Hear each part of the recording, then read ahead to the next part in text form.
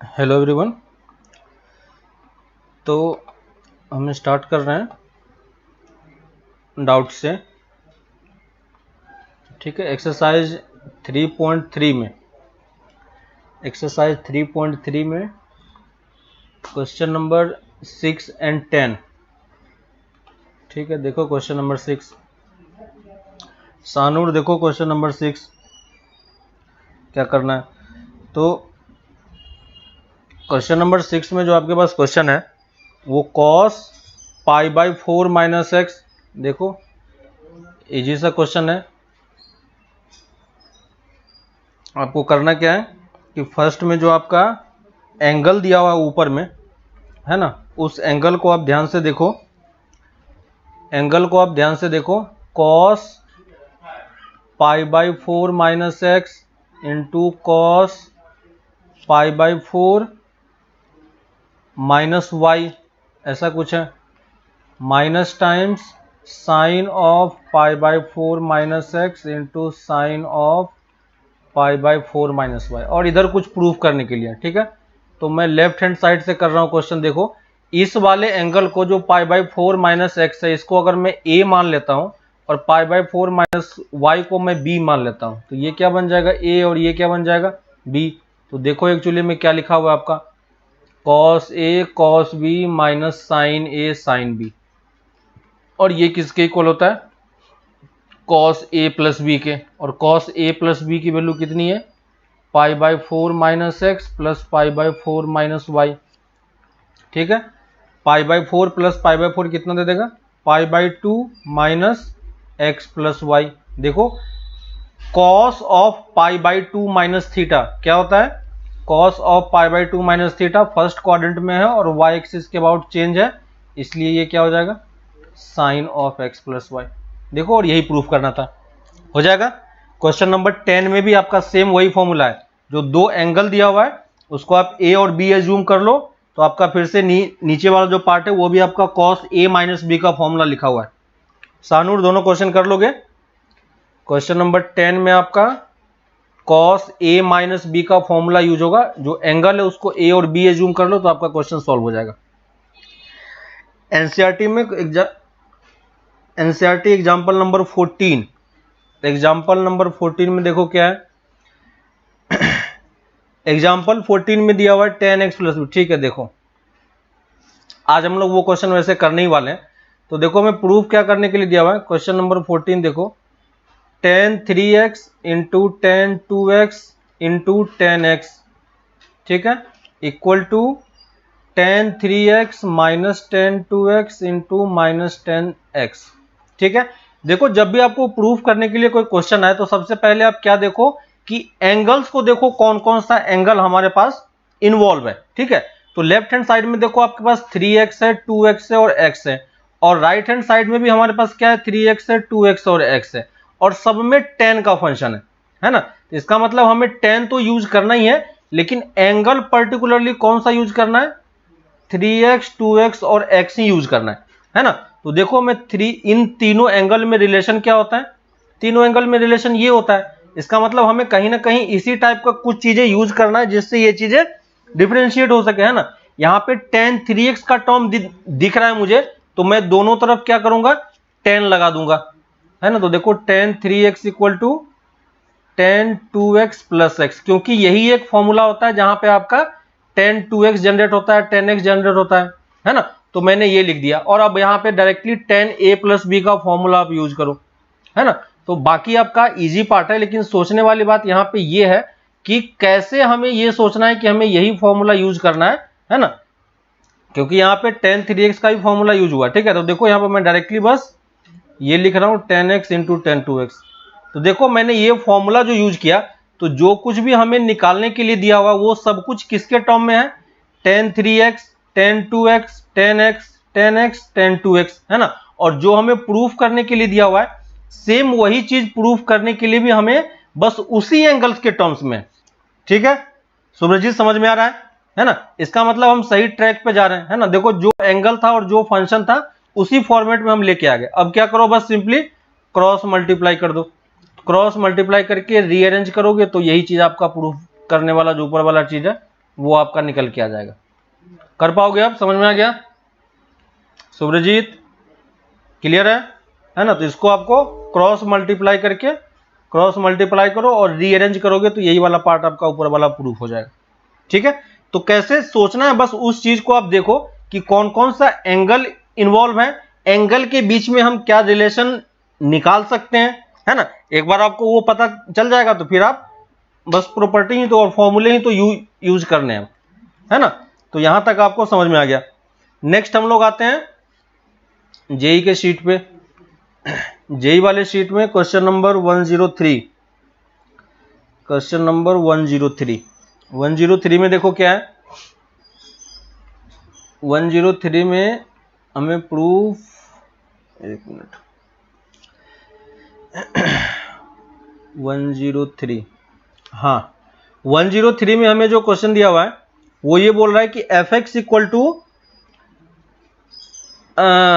F of r की value कितनी होगी। ठीक है, एक्चुअली में ये आपसे रेंज पूछ रहा है ना? ये आपसे रेंज पूछ रहा है कि रेंज हम कैसे निकालेंगे। ठीक है, तो इस टाइप के फंक्शन का रेंज हम कैसे निकालते हैं,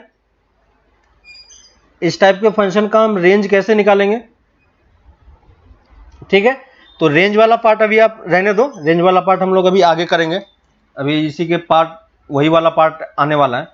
ठीक है, तो ट्रिगोनोमेट्री का रेंज में वहां पे आपको बताऊंगा कि और क्या क्या मेथड होता है रेंज निकालने का। ठीक है, तो इसमें ट्रिगोनोमेट्री और क्वाड्रेटिक दोनों ही इन्वॉल्व है, तो हम उस वाले पार्ट को वहां पे आपको मैं डिस्कस कर दूंगा। ठीक है, 103 बाद में करते हैं, 105 पे आते हैं। 105 में always lies in the interval. ठीक है, ये चीज नहीं कर पाओगे, ये तो लास्ट क्लास में आपको बताया था जब हम लोग फंक्शन पढ़ रहे थे, है ना? 105 देखो, 103 हम लोग बाद में करते हैं। 105 देखो, एफ एक्स हमें क्या दिया हुआ है, एफ एक्स हमें दिया हुआ है सेक स्क्वायर एक्स और सेक स्क्वायर थीटा, थीटा के टर्म में फंक्शन है, प्लस कॉस स्क्वायर थीटा। ठीक है, लास्ट क्लास में आपको एक चीज आपको बताई थी, याद है क्या? A M greater than equal to G M, याद है किसी को? A M greater than equal to G M. और हमें कब सोचना होता है कि A M greater than equal to G M use होने वाला है? जब भी आपके पास दो टर्म इस तरीके से दिए हुए हो, है ना, F x equal two plus के फॉर्म में इस तरीके से दिया हो कि इन दोनों टर्म का जो प्रोडक्ट होता है ना, इन दोनों टर्म का जो प्रोडक्ट होता है वो प्रोडक्ट क्या होना चाहिए? कांस्टेंट होना चाहिए। याद है, बताया था? याद आया किसी को? A M greater than G M जो फंक्शन वाला पार्ट था, वहां पे मैंने जब रेंज बता रहा था मैं, तो वहां पे मैंने एक ये टर्म भी आपको बताया था वहां पे, है ना? तो A M greater than G M हमें कब यूज करना है? जब आपको दिख जाए कि दो टर्म का प्रोडक्ट कांस्टेंट हो रहा है। तो यहाँ पे दो टर्म हमारे पास क्या है? सेक स्क्वायर और cosec square x. Sec square theta into cosec square theta की वैल्यू कितनी होती है? 1 होती है। देखो प्रोडक्ट हमारा क्या आ रहा है? 1 आ रहा है। तो हम क्या लगा सकते हैं? A M greater than equal to G M लगा पाओगे, और A M greater than equal to G M लगा पाओगे तो क्या लिख पाओगे? Divided by 2 greater than equal to दोनों का प्रोडक्ट। क्लियर है सबको? और प्रोडक्ट की वैल्यू कितनी है? 1 है। तो यानी sec square theta plus cos square theta की वैल्यू किसके इक्वल हो जाएगी? 2 के इक्वल। और यही हमारा क्या है? y है। तो y की वैल्यू क्या हो जाएगी? 2 से इन्फिनिटी तक जाएगी। क्लियर हुआ किसी को? समझ में आया? किसी को याद आया नहीं? किसी को याद आया या नहीं? पहले सेम क्वेश्चन कर चुके हैं हम लोग। क्लियर है? 103 हम लोग बाद में करेंगे, उसमें मैं आपको बताऊंगा जब हम रेंज कैलकुलेट करेंगे तो। क्लियर है? समझ में आया सबको? 106 क्वेश्चन नंबर 106। 106 में देखो क्या है? Which of the following is a even function. ये तो क्लास में करवाया है, ये क्वेश्चन क्लास में करवाया है। किसका क्वेश्चन है? 106। 106 में क्या डाउट हो गया? सुब्रजीत 106 में क्या डाउट हो गया? इसमें से सारा क्वेश्चन तो आपको क्लास में करवा दिया था। डी वाला ऑप्शन तो हमारा ऑड फंक्शन है। ठीक है, जो आपका फर्स्ट वाला फंक्शन है वो भी आपका ऑड फंक्शन है, थर्ड वाला फंक्शन वो भी ऑड फंक्शन। ये सारा फंक्शन आपको क्लास में एग्जांपल लेके करवाया है। जो बी वाला ऑप्शन है वो क्या हो जाएगा? इवन फंक्शन हो जाएगा। तो इसमें आपको कुछ करने की जरूरत नहीं, तो क्लास में आपका ऑलरेडी किया हुआ है। सूरजीत कर पाओगे या नहीं? इवन फंक्शन कैसे चेक करते हैं? x को -x से रिप्लेस करना है और उसको थोड़ा सा रीअरेंज करके सॉल्व करना है।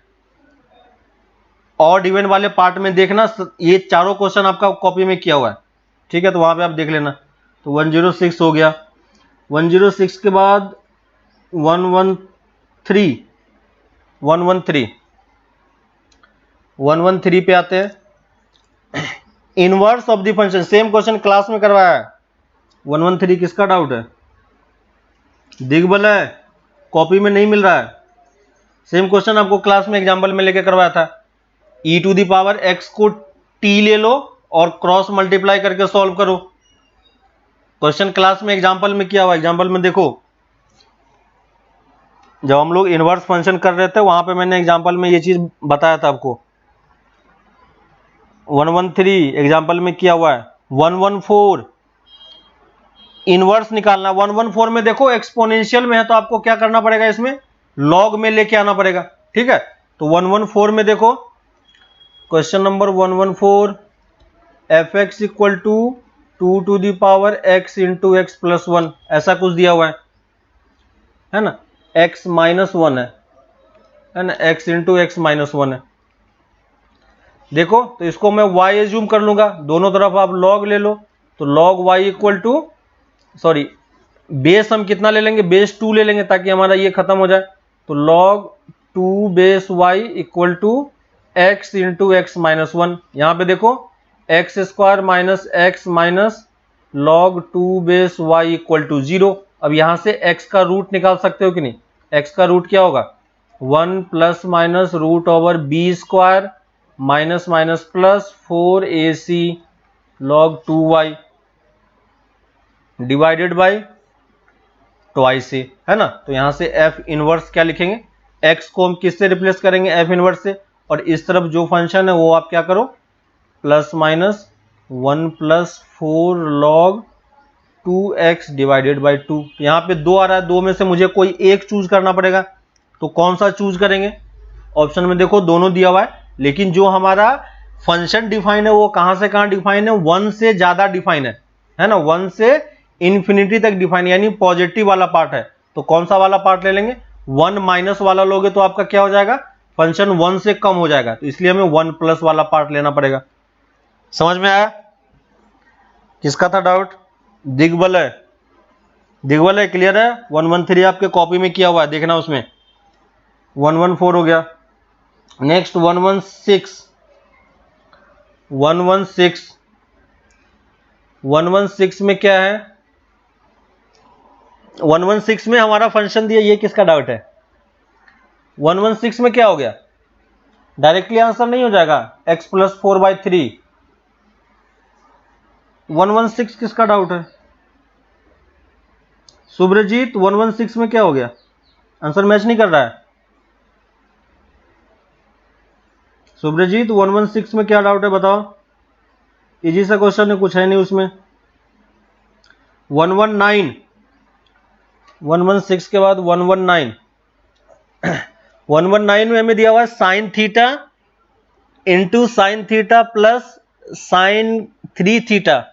तो हमें बताना है कि एफ ऑफ थीटा की वैल्यू कितनी होगी, है ना। एफ ऑफ थीटा हमारा पॉजिटिव होगा या नेगेटिव होगा, ये हमें बताना है, ठीक है।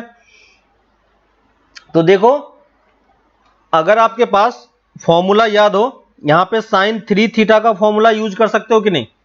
क्वेश्चन नंबर 119 में देखो, question number 119, question number 119,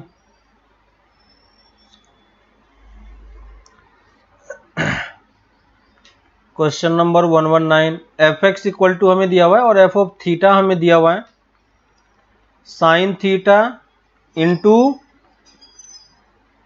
sign theta plus sine 3 theta, है ना। Sine theta plus sine 3 theta. Sine 3 theta का फॉर्मूला आपको याद है? साइन 3 थीटा का फॉर्मूला हम क्या लिखेंगे? Sign theta plus 3 sine theta minus 4 sine cube theta. याद है किसी को? ये होता है, ठीक है। अब देखो पूरे से साइन थीटा कॉमन निकल के आ जाएगा क्या, सॉरी यहाँ पे साइन थीटा होगा, है ना, तो पूरे से साइन थीटा निकल के कॉमन आ जाएगा, तो बाहर में कितना हो जाएगा साइन स्क्वायर थीटा और इंटू ये दोनों मिलके कितना हो गया 4, है ना, -4 यहां पे भी है साइन स्क्वायर थीटा, ठीक है। और देखो साइन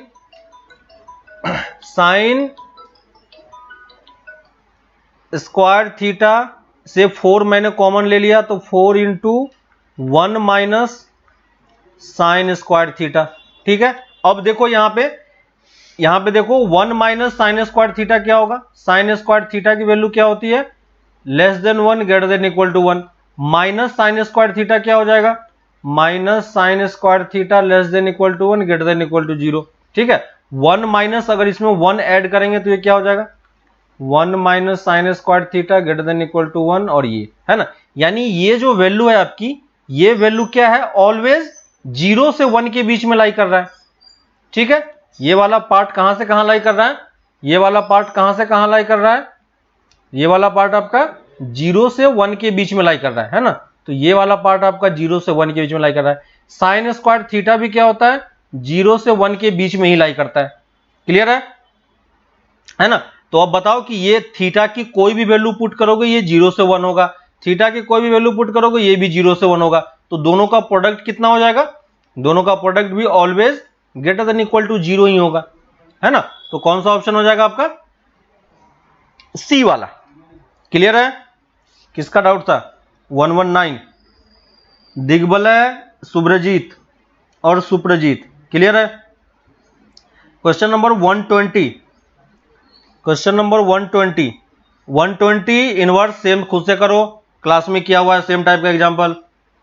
सुब्रजीत खुद से करो 120 के बाद क्वेश्चन नंबर 124 में क्या है हमारे पास 124 में जी के अंदर हमें क्या करना है fx का फंक्शन पुट करना है, ठीक है। और हमें 124 में क्या दिया हुआ है इज इनवर्टिबल फॉर x, किस x के लिए ये क्या होगा इनवर्टिबल होगा, ठीक है। तो हमें इसको 1 1 ऑन 2 करना पड़ेगा, ठीक है। ये क्वेश्चन बाद में कराता हूं क्योंकि इसमें ट्रिगोनोमेट्री इन्वॉल्व है ना। g of f of x करोगे, ठीक है, देख लो कोई प्रॉब्लम नहीं है। क्वेश्चन नंबर 124, क्वेश्चन नंबर 124 देखो कर पाओगे आप। क्वेश्चन नंबर 124 में f of x equal to हमें क्या दिया हुआ है sine x plus cos x, ठीक है। और gx जो हमारा फंक्शन है वो x स्क्वायर माइनस 1 दिया हुआ है, ऐसा कुछ है।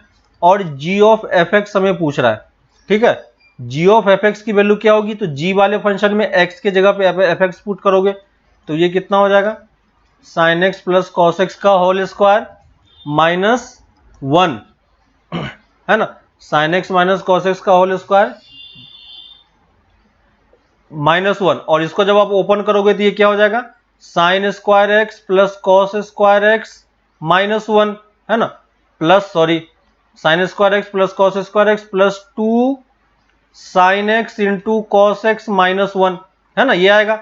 और ये वैल्यू किसके इक्वल होती है 1 के इक्वल, तो 1 plus 2 sine x into cos x minus 1, यहां से देखो ये दोनों टर्म आपका कैंसिल हो जाएगा 1 से 1, तो f of g of fx की वैल्यू एक्चुअली में आपके पास किसके इक्वल है, ये देखो ये वैल्यू किसके इक्वल है साइन 2x के इक्वल है ना, तो ये आपका फंक्शन है। और साइन 2x जो होता है वो कहां से किस इंटरवल में हमें बताना है कि ये इनवर्टिबल है ना। तो इनवर्टिबल होने के लिए आपको फंक्शन को क्या होना पड़ेगा, फंक्शन को 1 1 और मेनी 1 और बाइजेक्टिव होना पड़ेगा, याद है पहले बताया था। तो साइन 2x का कर्व आप प्लॉट कर सकते हो क्या, साइन 2x का कर्व हम प्लॉट कर सकते हैं, कैसे प्लॉट करेंगे, इसका पीरियड कितना हो जाएगा, इसका पीरियड पाई हो जाएगा, समझ में आ रहा है। साइन x का पीरियड पाई होता है तो मल्टीप्लाई करने पे पीरियड कितना हो जाएगा 2 पाई/2, तो पाई हो जाएगा। इसका मतलब कि जो काम पहले साइन x 2 पाई में करता था वो काम अब ये साइन 2x आपका कितने इंटरवल में करेगा पाई इंटरवल में करेगा, है ना। तो कर्व तो उसी टाइप का होगा लेकिन जो मार्किंग हो जाएगा, है ना, वो मार्किंग आपका चेंज हो जाएगा, है ना। तो ये मार्किंग एक्चुअली में ये वाला पार्ट कितना हो जाएगा पाई हो जाएगा, क्योंकि इसका पीरियड 1 है तो इसे पूरे इंटरवल में ये करना है ना। तो ये π/2 हो गया आपका। ये वाला इंटरवल कितना हो जाएगा, -π/2। ये वाला इंटरवल कितना हो जाएगा आपका, -π, है ना। इस टाइप से आपका बढ़ता जाएगा। अब देखो कौन से इंटरवल में आपका फंक्शन 1 1 और मेनी 1 है। तो पहला बोल रहा है -π/2 से 0 तक। तो देखो -π/2 से 0 तक में क्या है हमारा फंक्शन, ये हमारा -π/2 है और ये 0 है। क्या -π/2 से 0 तक में जो ये वाला कर्व आ रहा है, क्या हमारा ये फंक्शन 1 1 on 2 है, ये वाला नहीं है। समझ में आ रहा है आपको, 1 1 on 2 तो देख सकते हो। -π/2 से लेके पाई तक, है ना। तो -π/2 से लेके पाई तक करोगे तो ऑब्वियसली वो भी नहीं होगा, सेकेंड ऑप्शन भी नहीं है। थर्ड ऑप्शन -π/2 से लेके +π/2 तक, ठीक है, -π/2 से लेके +π/4 तक, तो सी ऑप्शन भी नहीं है। और डी ऑप्शन 0 से लेके π/2 तक, है ना। तो 0 से लेके π/2 तक, सॉरी 0 से लेके π/2 तक, π/2 पे ये कितना हो जाएगा, इसमें से कौन सा भी नहीं आ रहा है, 124। क्या करना है आपको, समझ में आ रहा है ना, है ना। तो इस तरीके से पहले हमें क्वेश्चन को थोड़ा सा सॉल्व करना है और उसके बाद देखना है कि किस इंटरवल के लिए आपका ये चीज वर्क कर रहा है, ठीक है। तो इसमें देखो जो आपका इंटरवल आ रहा है वो इंटरवल कहां से कहां तक होगा, इसमें जो आपका -π/2 से π/2 तक है, ठीक है।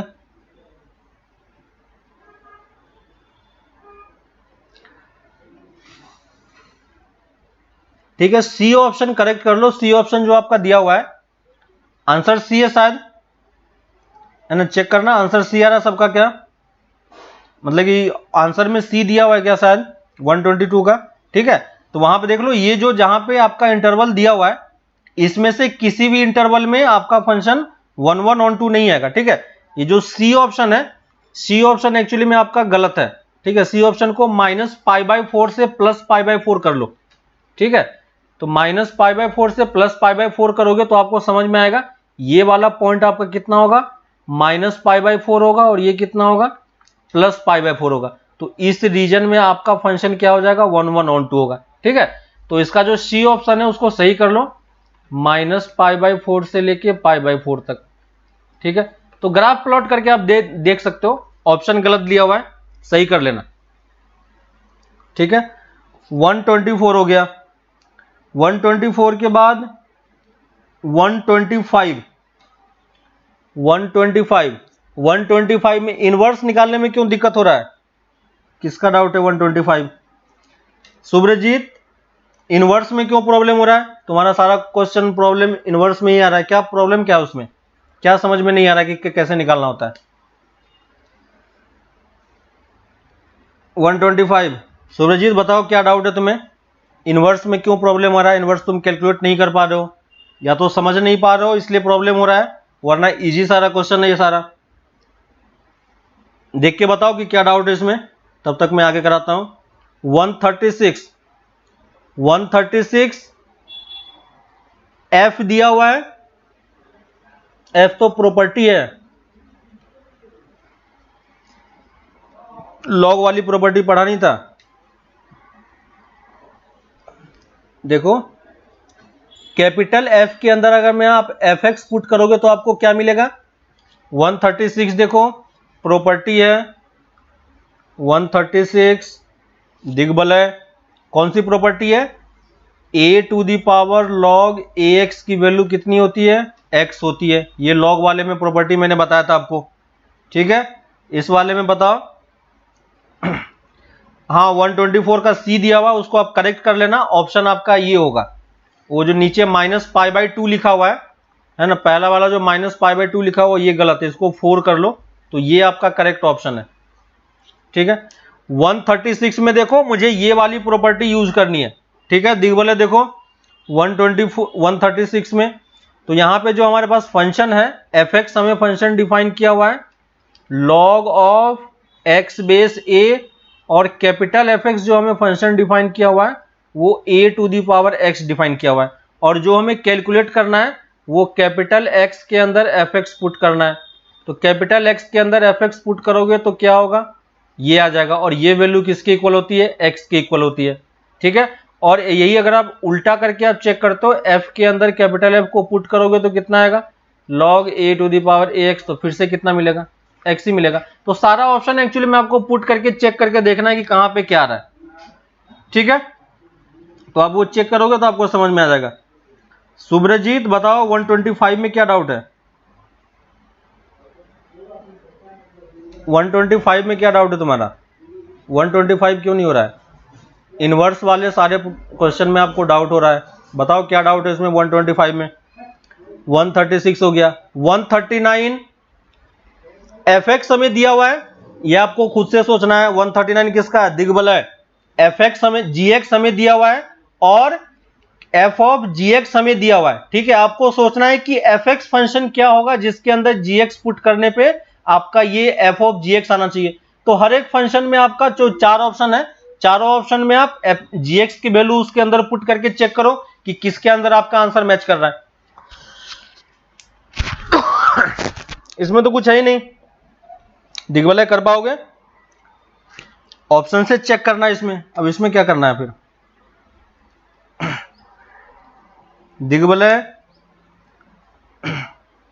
ऑप्शन से चेक करना है, ऑप्शन में पुट करो सारे ऑप्शन को, देखो कि कौन सा ऑप्शन मैच कर रहा है।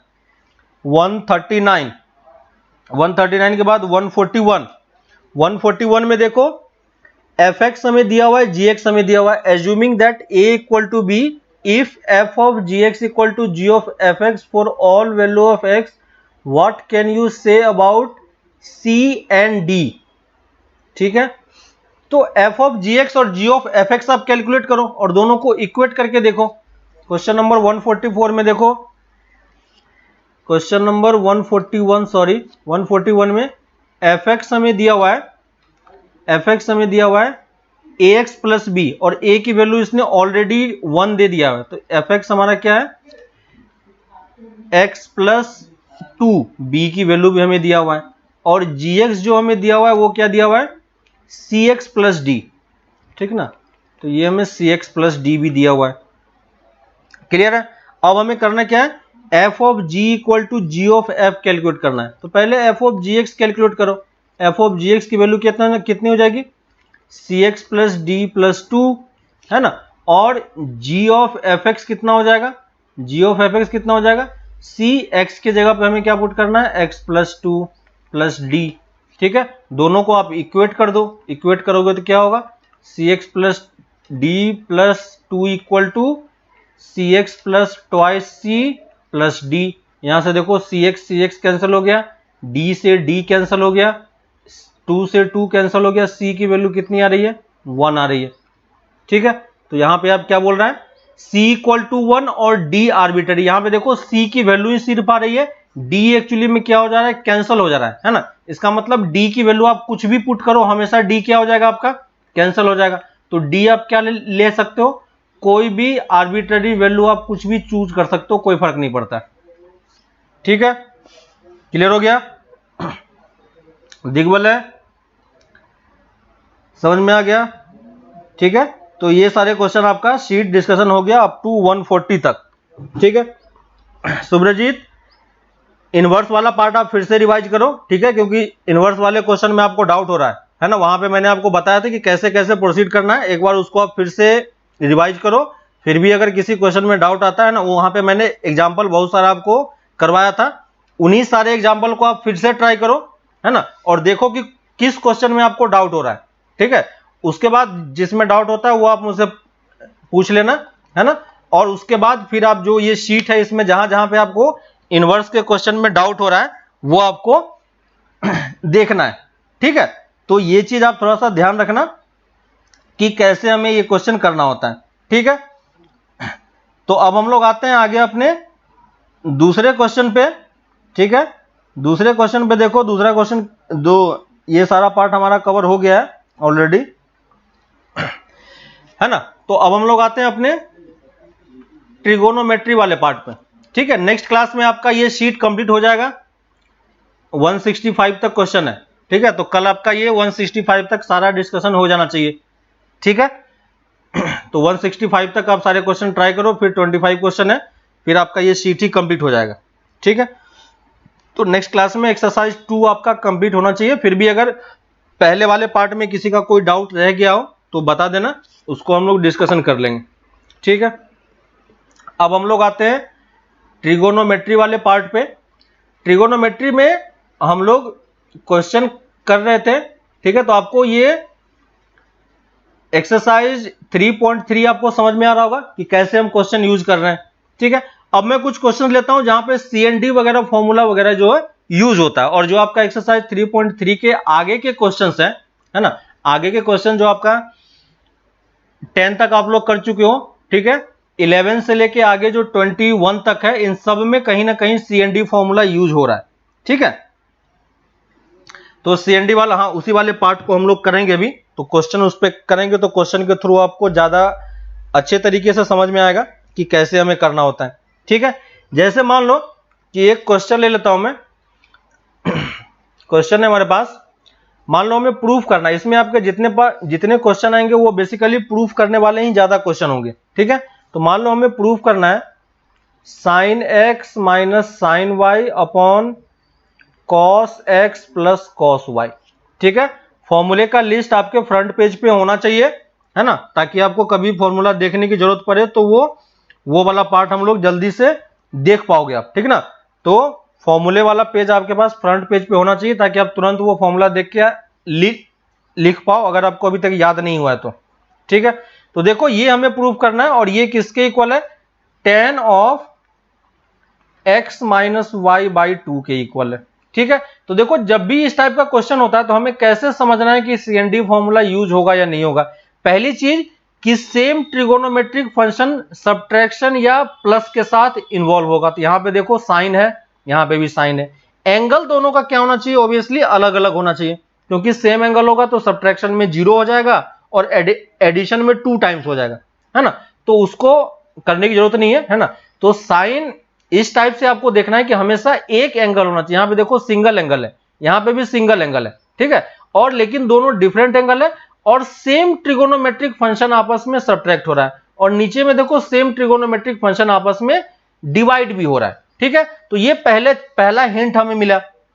दूसरा हिंट आपको ये मिलेगा कि जब भी आप CND फॉर्मूला यूज करते हो तो जो उसका राइट हैंड साइड होता है उसमें कहीं ना कहीं क्या आता है, C प्लस d/2 आता है और C माइनस d/2 आता है ना।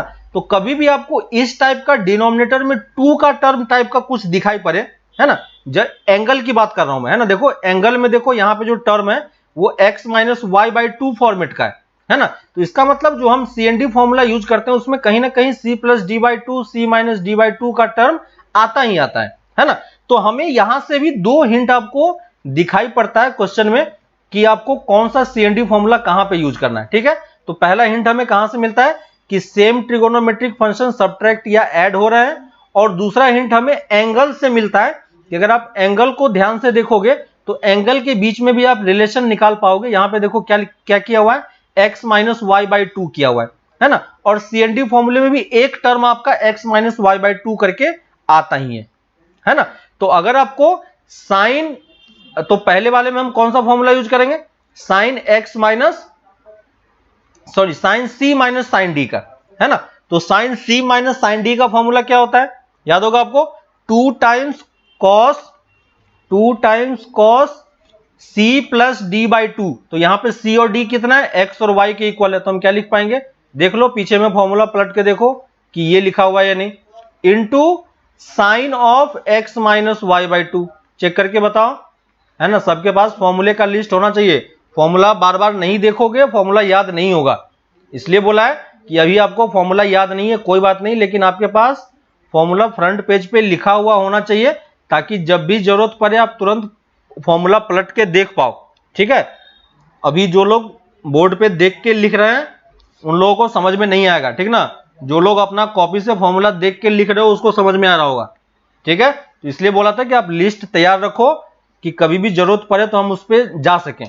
नीचे में cos C minus cos D वाला फॉर्मूला यूज करेंगे, sorry cos C plus cos D वाला। तो cos C plus cos D कितना होता है, 2 times cos C plus D/2 into cos C minus D/2।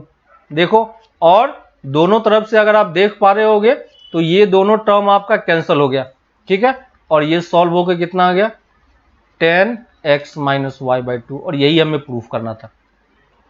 Clear है? समझ में आ रहा है सबको? समझ में आ रहा है क्या? क्लियर है? किसी को कोई डाउट है ना? तो इस तरीके से हमें सोचना है कि CND वाला फॉर्मूला कैसे यूज होता है और कहां पे यूज होता है। ठीक है प्रिजा, समझ में आ रहा है? समझ में आ रहा है? ठीक है, एक और क्वेश्चन में लेता हूं। देखो इस क्वेश्चन में जैसे मैं एक एग्जांपल ले रहा हूं, ठीक है, कॉस, एक और एग्जांपल में लेता हूं, ठीक है, देखो एक और मैं एग्जांपल ले रहा हूं, cos 7x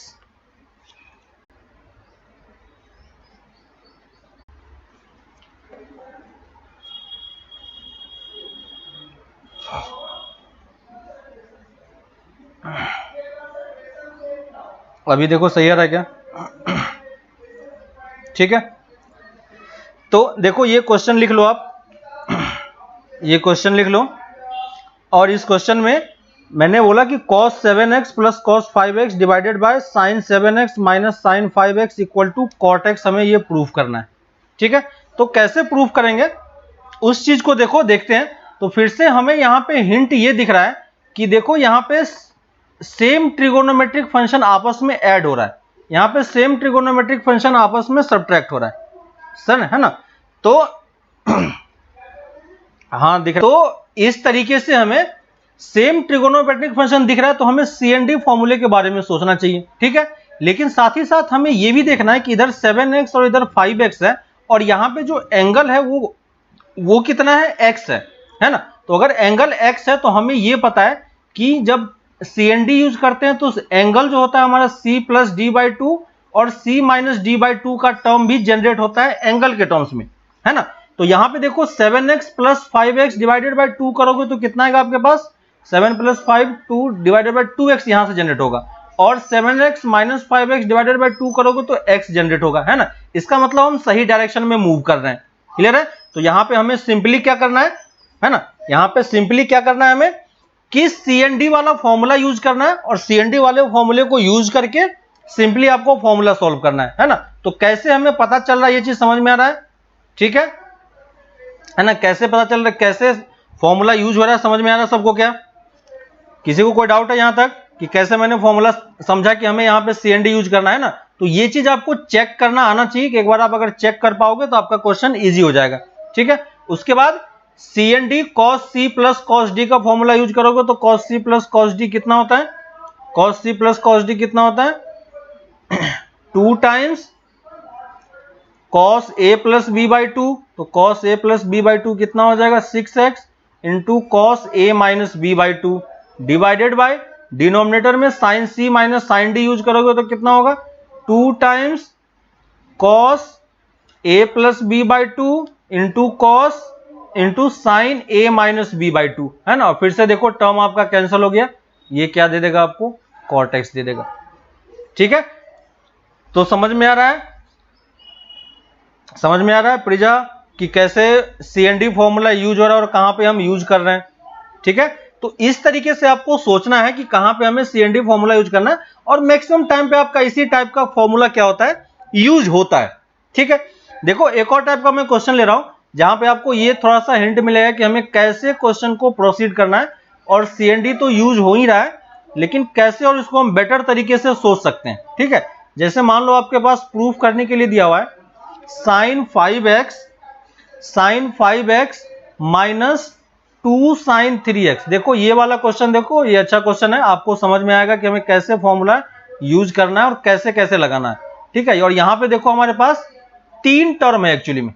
ठीक है, तो sin 5x minus 2 sin 3x plus sin x divided by cos 5x minus cos x। ठीक है, ये टर्म हमारे पास अवेलेबल है, और इसके बेसिस पे हम क्या करना चाह रहे हैं कि फॉर्मूला अपना देख रहे हैं कि कैसे हमें अप्लाई करना है। ठीक है, पहली चीज देखो यहां पे, और ये हमें इक्वल टू प्रूफ करना है 10x के। ठीक है, तो देखो लेफ्ट हैंड साइड से मैं स्टार्ट कर रहा हूं।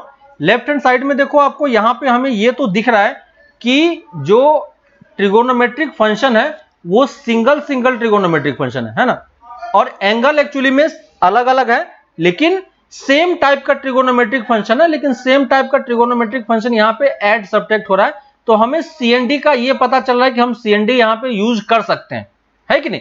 अब यूज तो कर सकते हैं तो कोई प्रॉब्लम नहीं है।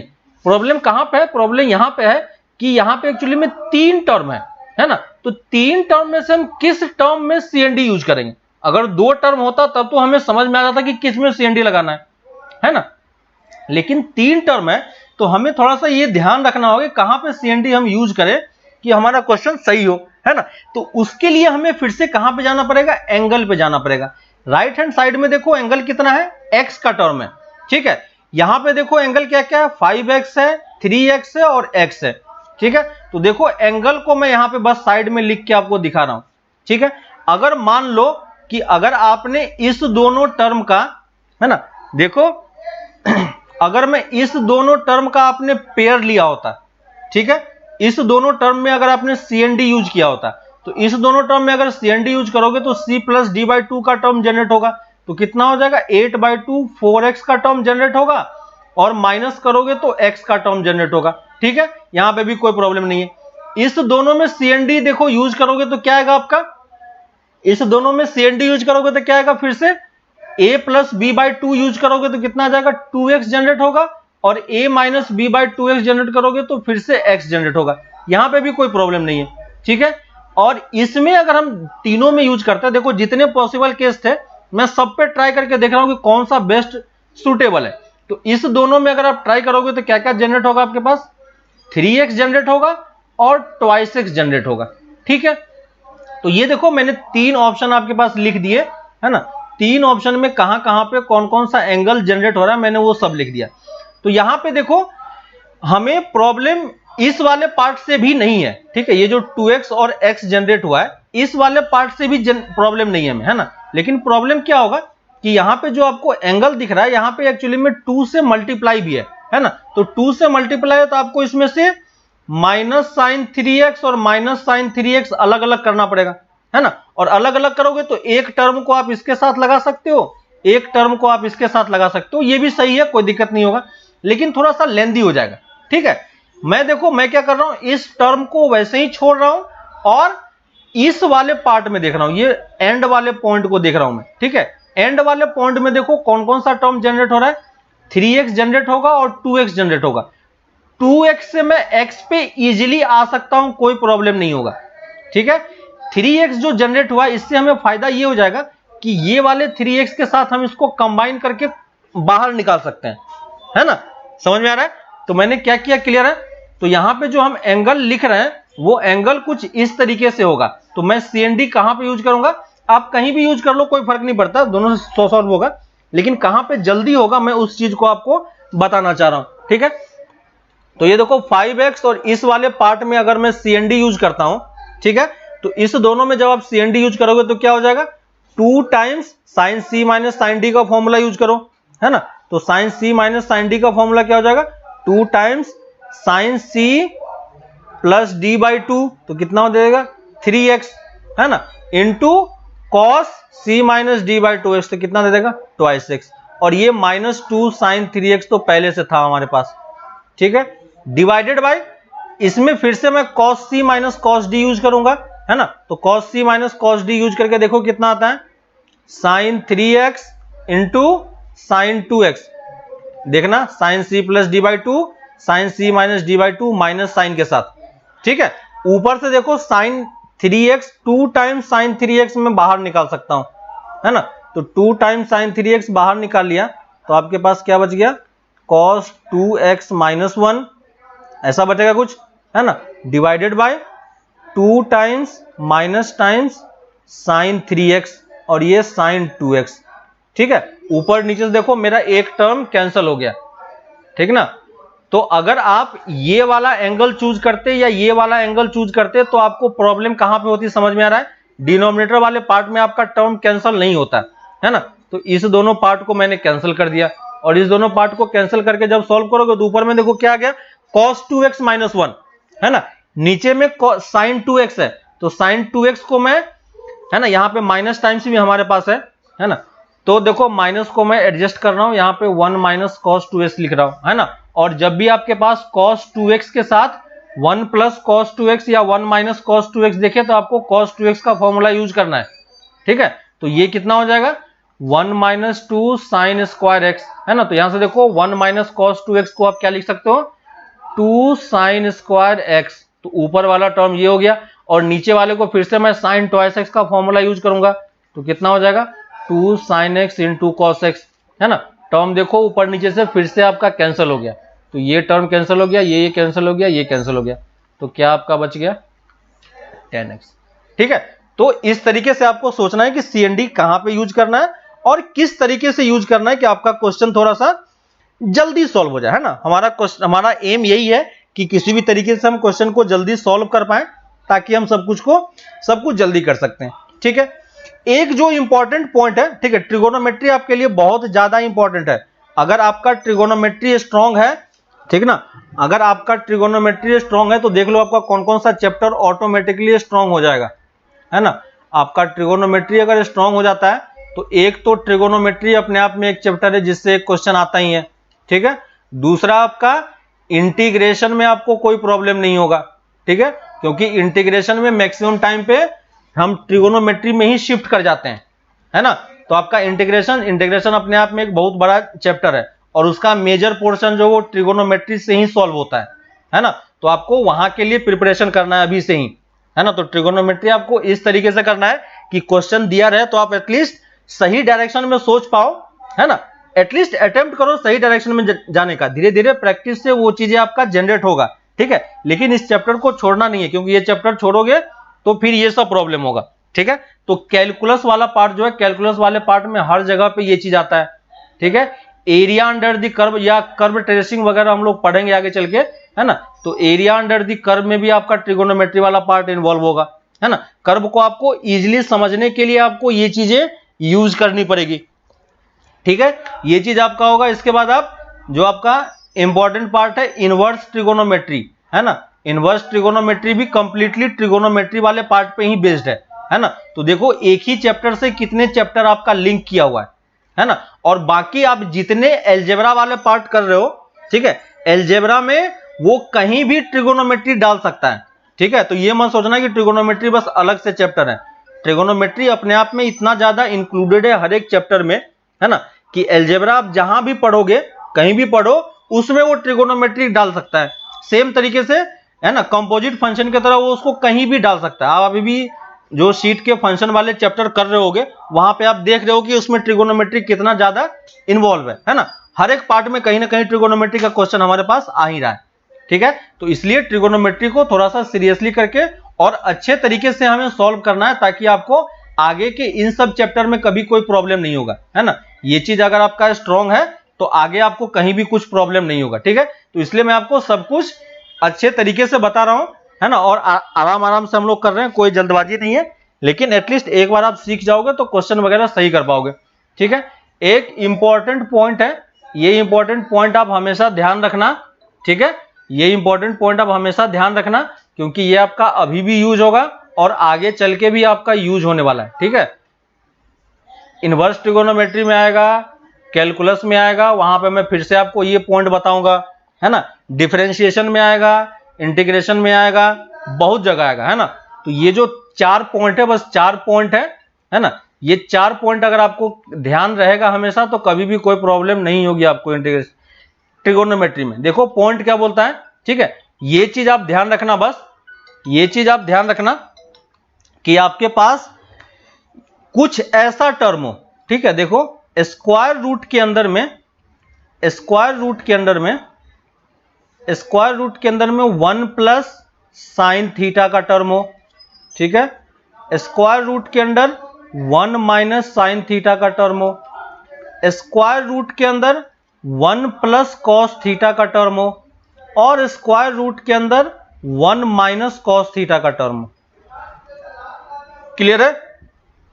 ये 4 टर्म कभी भी स्क्वायर रूट के अंदर नहीं रहता है, ठीक है। ये चीज गांठ बांध के रख लो, है ना, लिख लो यहाँ पे साइड में कहीं पे, है ना, 1 plus minus sine theta and 1 plus minus cos theta will always come out of the square root. ठीक है, और आपको जो फंसाया जाएगा क्वेश्चन में, वो क्वेश्चन में इसी तरीके से फंसाया जाता है। ठीक है, will always come out of the square root. ठीक है, ये सबसे इंपॉर्टेंट पॉइंट है ट्रिगोनोमेट्री का।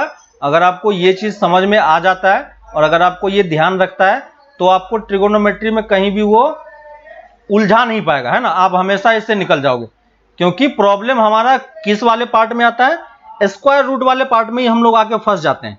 ठीक है, तो यहां पे ध्यान देना है कि ये चार टर्म जो है, ये जो 1 plus minus sine theta cos theta है ना, ये कभी भी स्क्वायर रूट के अंदर नहीं रहता है। ठीक है, लेकिन क्वेश्चन में जानबूझ के वो उसको स्क्वायर रूट के अंदर में देगा ताकि आपको ये चीज समझ में ना आए कि मुझे क्या करना है। ठीक है, तो पहला स्ट्राइक पॉइंट आपका यही इंपॉर्टेंट पॉइंट इसलिए है कि मैक्सिमम टाइम पे सेम टाइप का क्वेश्चन आपका इनवर्स ट्रिगोनोमेट्री में आएगा, सेम टाइप का क्वेश्चन आपका डिफरेंशिएशन में आएगा, सेम टाइप का क्वेश्चन आपका इंटीग्रेशन में आएगा, है ना।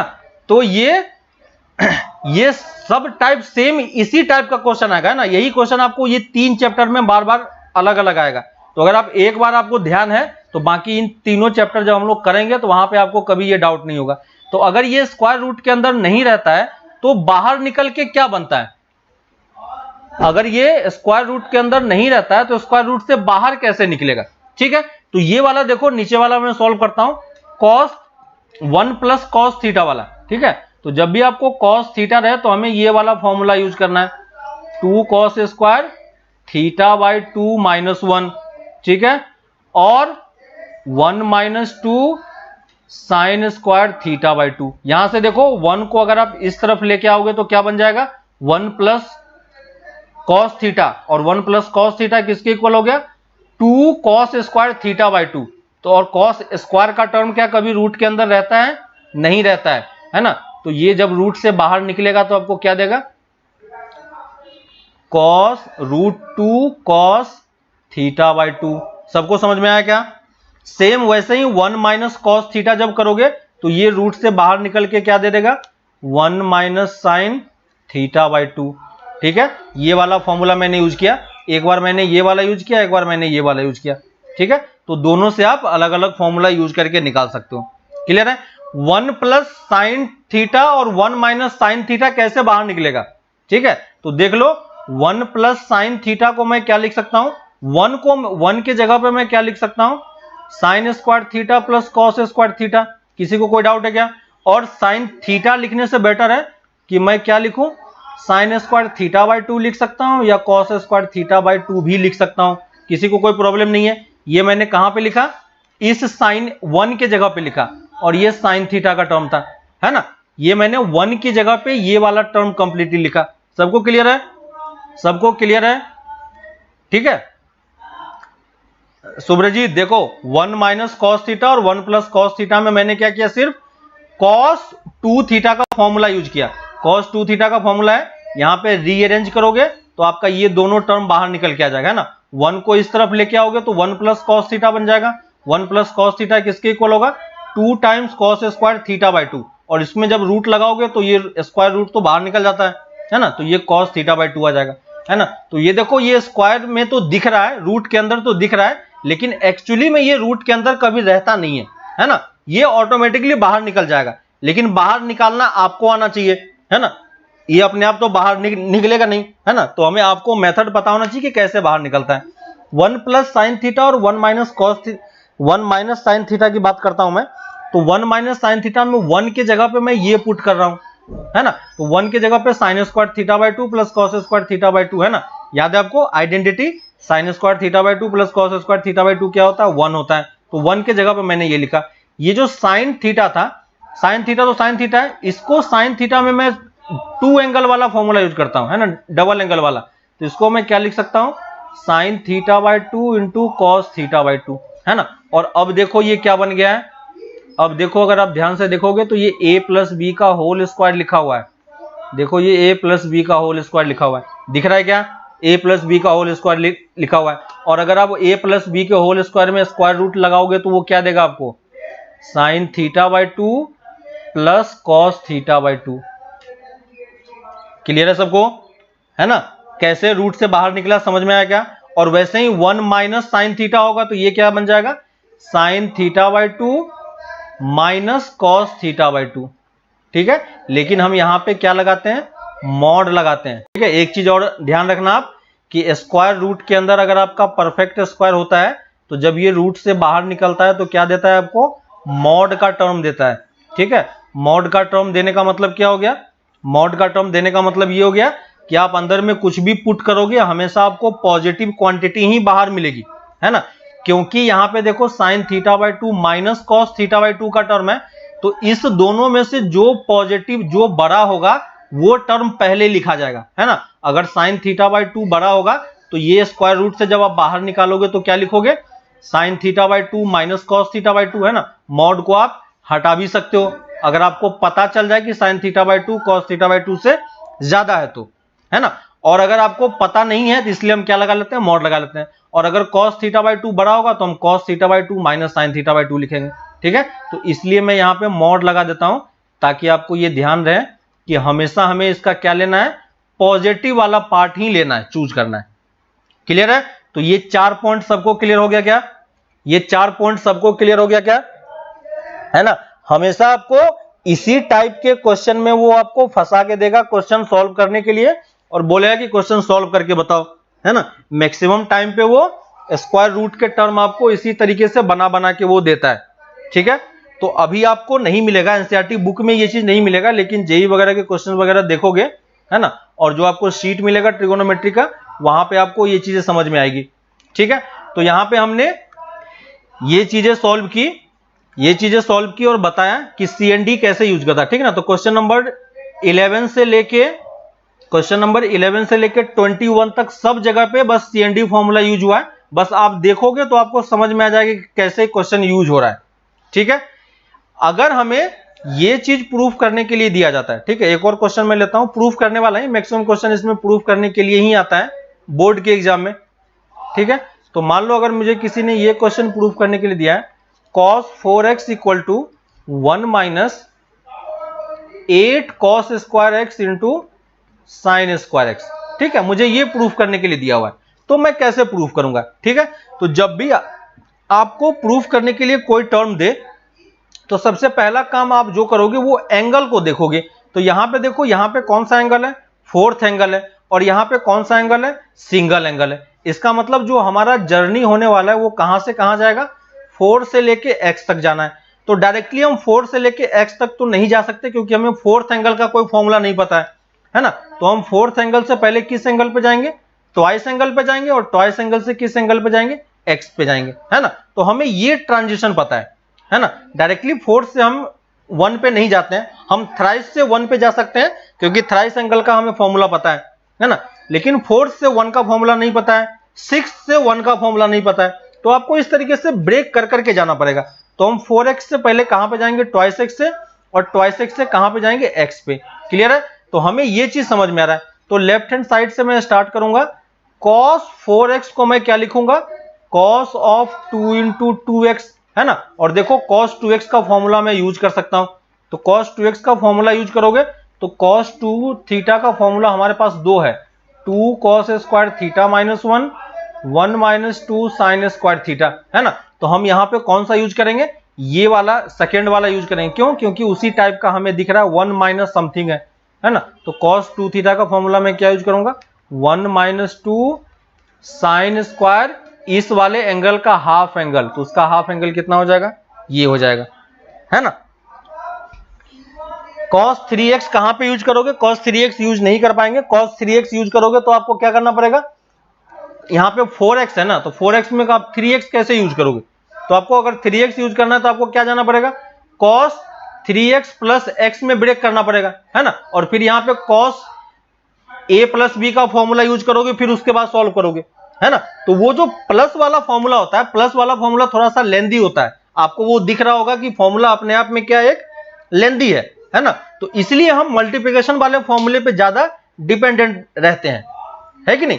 समझ में आया सुब्रजीत, है ना। देखो यहां से देखो, अगर आपको डबल एंगल से सिंगल एंगल में जाना तो आप डायरेक्टली देखो मूव कर पा रहे हो, लेकिन अगर आप इसी में cos 2 थीटा प्लस थीटा करोगे तो आपको मूव करने में एक दो टर्म को पहले ऐड करके लिखना पड़ेगा, है ना। तो इसलिए हम मल्टीप्लिकेशन वाले और डबल एंगल ट्रिपल एंगल वाले फॉर्मूले पे ज्यादा डिपेंडेंट रहते हैं, है ना। तो आपको ये समझ में आ रहा है, इसमें हम थ्राइस एक्स वाला फॉर्मूला यूज नहीं कर पाएंगे, तो हमें कहां मूव करना पड़ेगा, 4x से ट्वाइस एक्स और ट्वाइस एक्स से x में जाएंगे। तो देखो मैंने 4x से पहले ट्वाइस एक्स में कन्वर्ट कर लिया, और ट्वाइस एक्स में इसको साइन ट्वाइस एक्स का फॉर्मूला फिर हम यूज कर सकते हैं। साइन ट्वाइस एक्स का फॉर्मूला क्या होता है, 2 times sine cos x into sine x, है ना। तो यहां पे पुट कर दो, तो आप डायरेक्टली पुट करोगे तो आपका आंसर आ जाएगा, है ना। सिंपल सा फॉर्मूला है, ठीक है, डायरेक्टली ये फॉर्मूला आपका। तो ये देखो 4x को मैंने कन्वर्ट करके सिंगल एंगल में चले गए, ठीक है। वैसे ही आपको क्वेश्चन नंबर 24 है ना, सॉरी 23 और 24 क्वेश्चन नंबर है, वो फोर्थ एंगल से सिंगल एंगल में गया है, सिक्स्थ एंगल से सिंगल एंगल में गया है, ठीक है। तो आप वो वाला फॉर्मूला चेक करना, एक बार देखना कि वो कैसे सॉल्व हो रहा है, तो आपको समझ में आ जाएगा, ठीक है। तो इस तरीके से हम क्वेश्चन सॉल्व करते हैं, ठीक है। अब देखो एक और टाइप का क्वेश्चन यहां पे आ सकता है, जो ये पूछा जाता है कि मान लो वो आपसे क्या करेगा, जैसे क्वेश्चन एक लिख लो, क्वेश्चन के थ्रू ही उसको समझते हैं। मान लो tan x इक्वल टू उसने 3/4 दे दिया, ठीक है, और बोल रहा है find the value of sine x/2 cos x/2 and tan x/2, ठीक है। ये तीन वैल्यू वो मुझसे कैलकुलेट करने के लिए बोल रहा है, ठीक है। यहां पे देखो फुल एंगल है और यहां पे सबका हाफ एंगल कैलकुलेट करने के लिए बोल रहा है, ठीक है।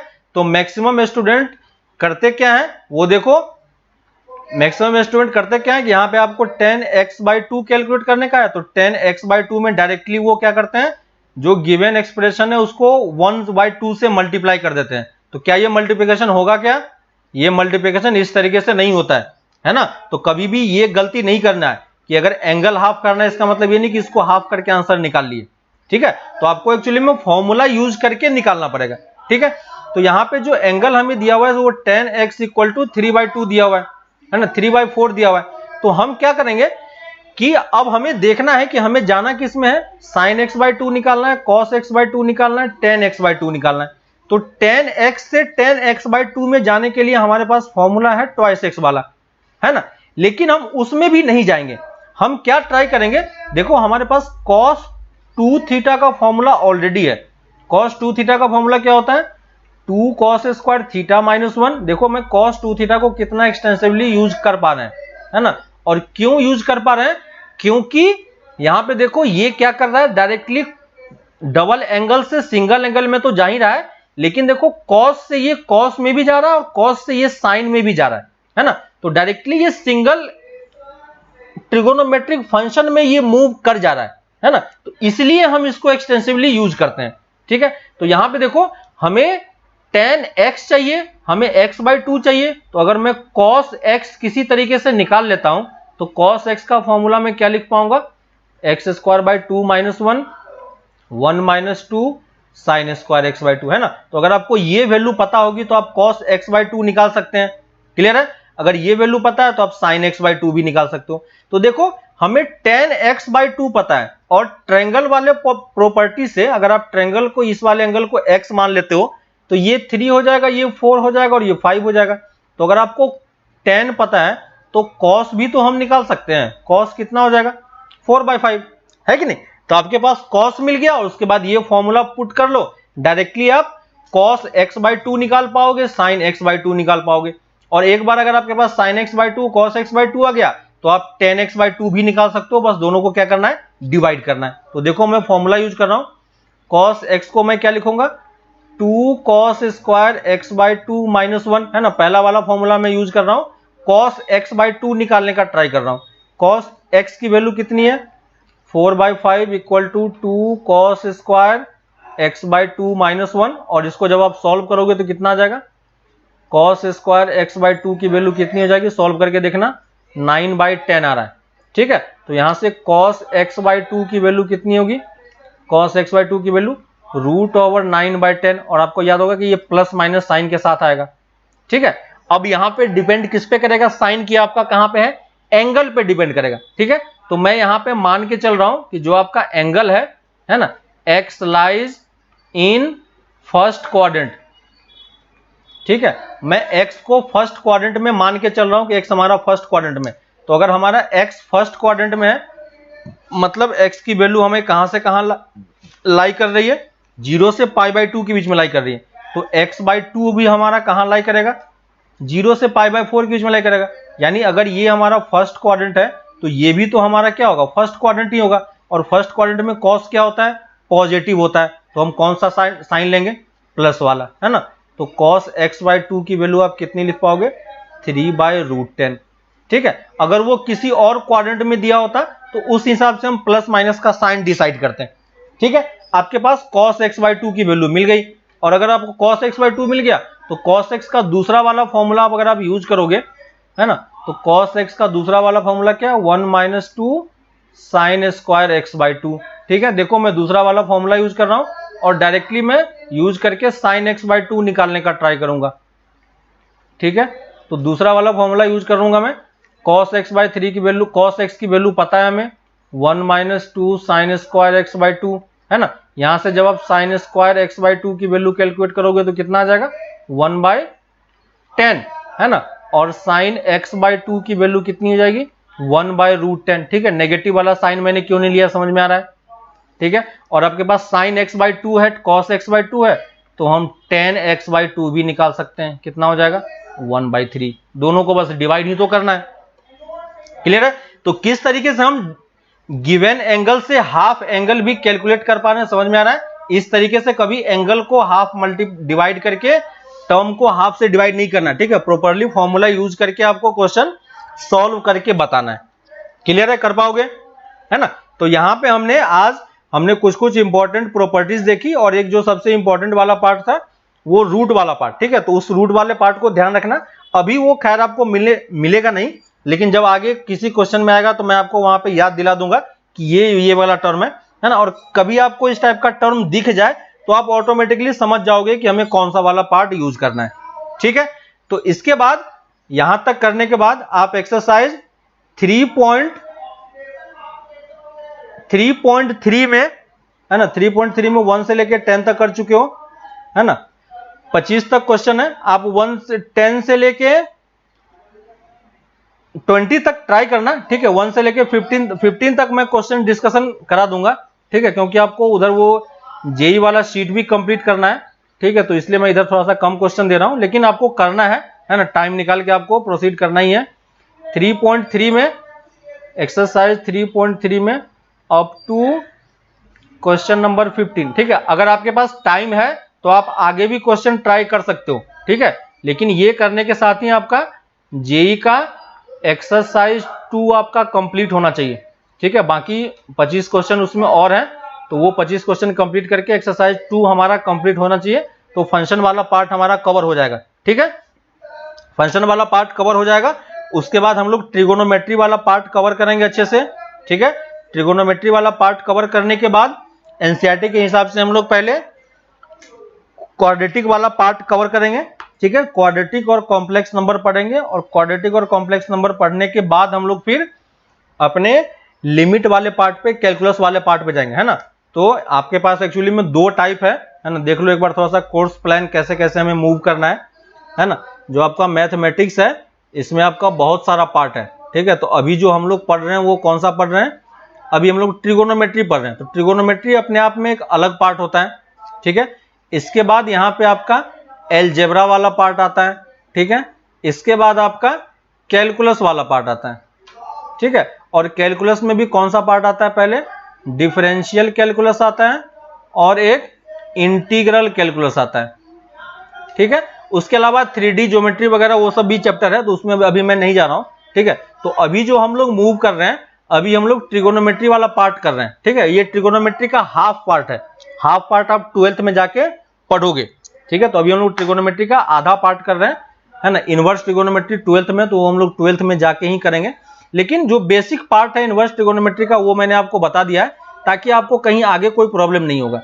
ठीक है, इसके बाद जो अलजेब्रा वाला पार्ट हो जाएगा, इसमें आपका जो सेट्स वाला पार्ट था वो था, है ना, क्वाड्रेटिक था, है ना, और आपका एनसीईआरटी का जो ये ट्रिगोनोमेट्री के बाद जितना चैप्टर है वो सब कुछ आपका क्या है, अलजेब्रा का ही पार्ट है। अप टू कहां तक, अप टू जहां पे आपका कोऑर्डिनेट 3D ज्योमेट्री स्टार्ट होता है ना। तो 3D ज्योमेट्री से पहले तक जो आपका परम्यूटेशन कॉम्बिनेशन है, बाइनोमियल है, कॉम्प्लेक्स नंबर है ना, सीक्वेंस सीरीज है, वो सब कुछ अलजेब्रा वाले पार्ट में ही आता है।